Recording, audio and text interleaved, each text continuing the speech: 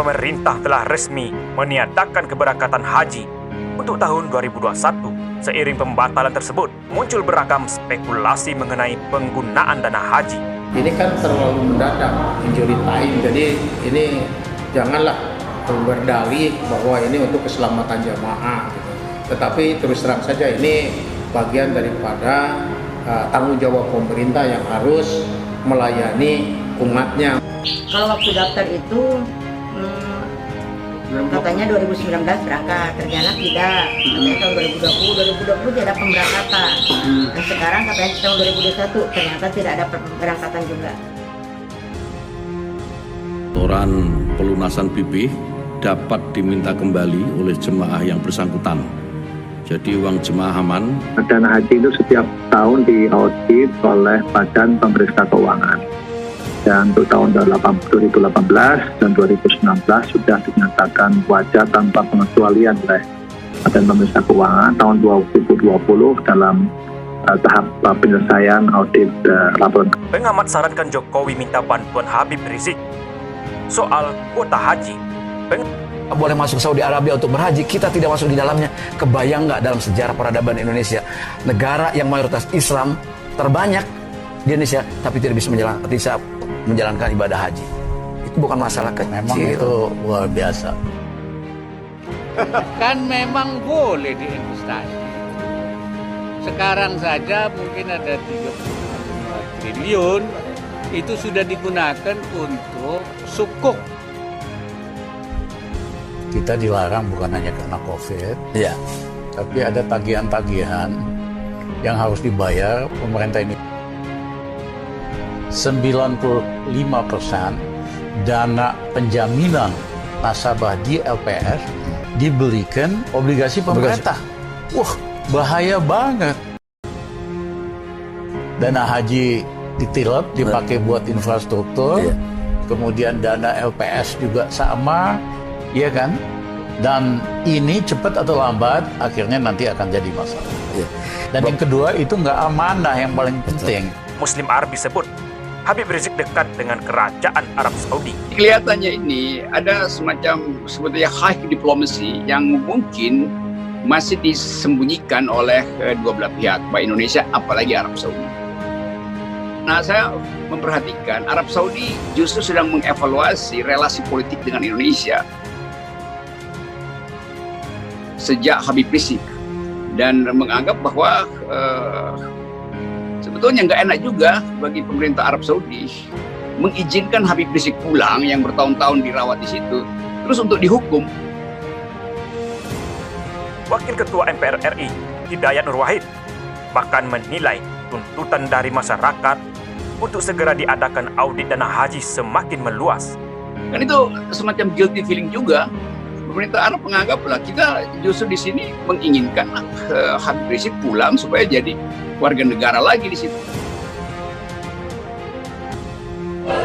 Duit tak ada, dipakai dana haji.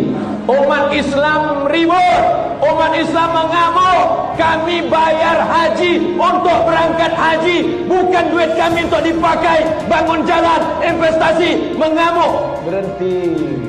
Memang begitu tesnya. Pengamat sarankan Jokowi minta bantuan Habib Rizik soal kuota haji.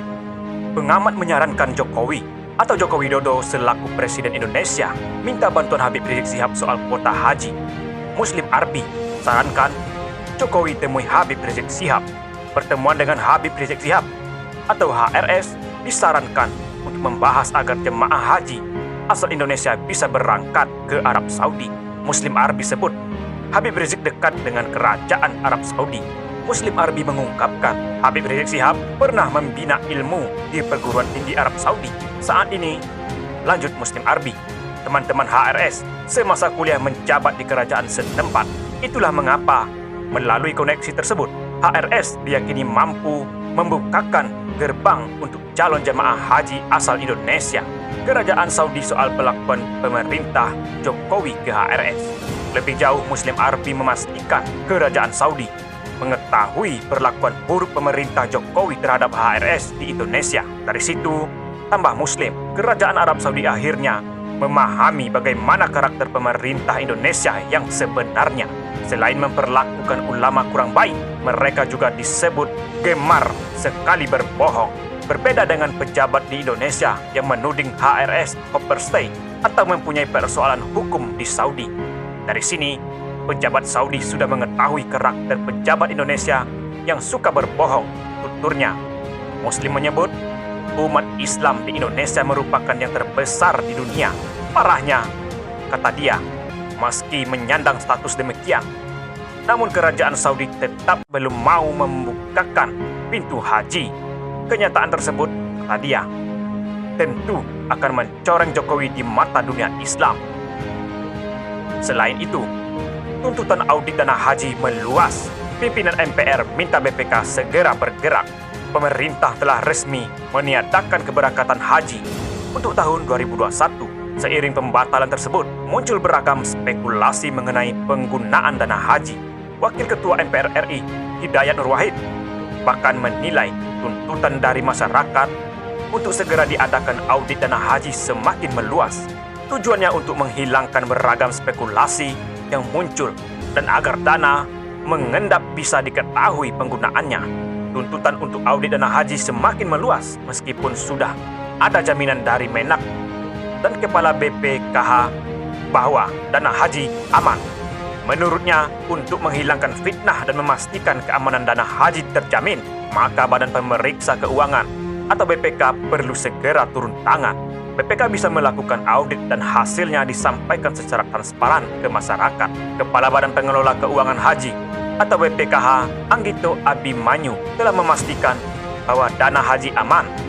Dana tersebut kini diinvestasikan dan ditempatkan di bank-bank syariah dan dikelola dengan prinsip-prinsip syariah yang aman.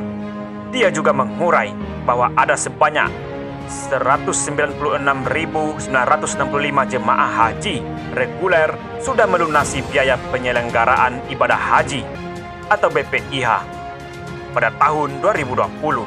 Total dana terkumpul, baik setoran awal maupun setoran lunas, adalah 7,05 triliun rupiah.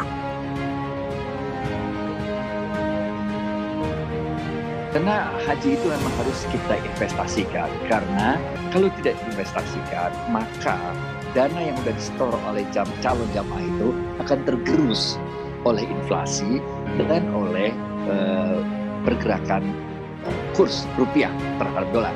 Karena ada dua bagian nih, kan semua yang bayar pakai rupiah, tapi penggunaannya kan dolar. Semuanya itu kan dalam US dollar kita bayar. Sehingga dana itu memang harus diinvestasikan. Kalau nggak diinvestasikan, maka nilainya akan berkurang, menurun, benar nggak? Sehingga daya belinya nanti akan berkurang. Oleh karena itu, sangat penting sekali memahami bahwa dia harus diinvestasikan. Menurut Undang-Undang BPKH, itu disebutkan bahwa investasi yang dilakukan BPKH itu harus memenuhi 2 syarat.